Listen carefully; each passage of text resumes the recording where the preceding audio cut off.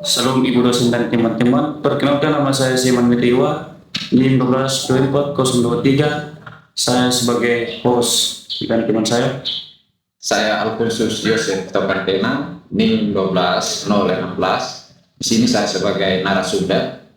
Oke, pada video ini kami akan membahas tentang pembagian kerja berdasarkan gender. Itu langsung saja pertanyaan pertama. Menurut Anda apa yang dimaksud dengan pembagian kerja berdasarkan gender? Oke, terima kasih untuk pertanyaan.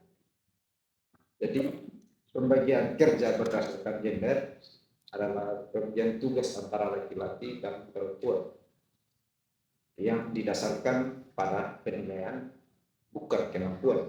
Misalnya, perempuan dianggap harus mengurus rumah, sedangkan laki-laki bekerja di luar rumah.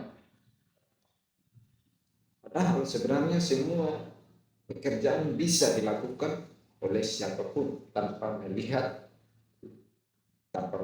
perempuan ataupun laki-laki. Jadi menurut Bu bagaimana tanggapannya? Oke, jadi baik. Jadi bisa kita pahami bahwa pembagian kerja berdasarkan gender ini sebenarnya lebih dipengaruhi oleh kebiasaan dalam masyarakat, bukan karena kemampuan seseorang. Iya. Lanjut pertanyaan yang kedua, apakah Anda bisa memberikan contoh nyatanya dalam kehidupan sehari-hari? Ya, tentu sangat bisa. Ini beberapa contoh yang saya akan sampaikan. Contoh yang pertama itu dalam keluarga.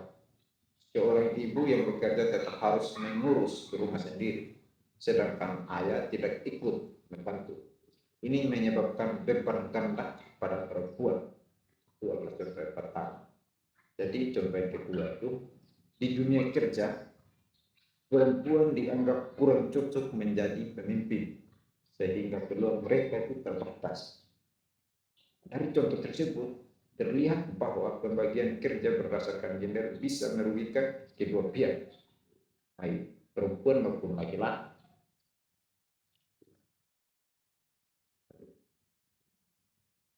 Ya, menarik sekali.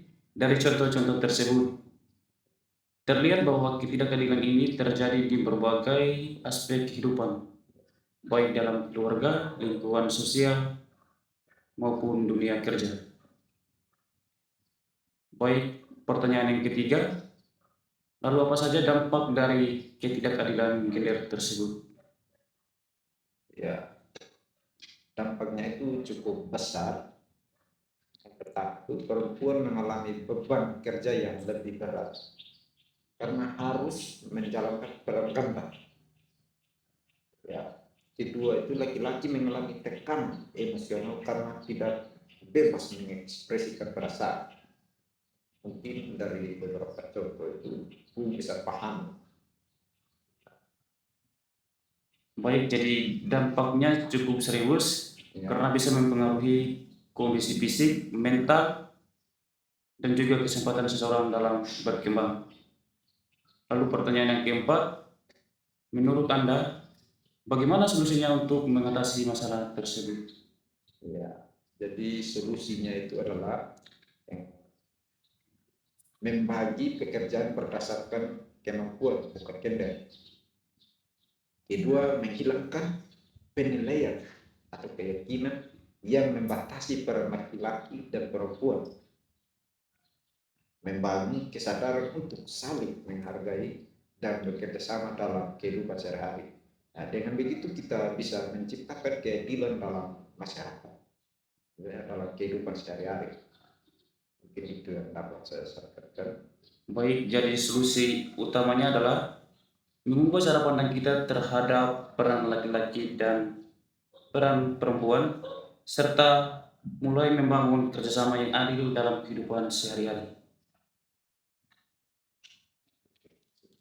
Jadi, pada video ini kami sudah menjelaskan tentang pembagian kerja berdasarkan gender dan dampaknya dalam kehidupan sehari-hari.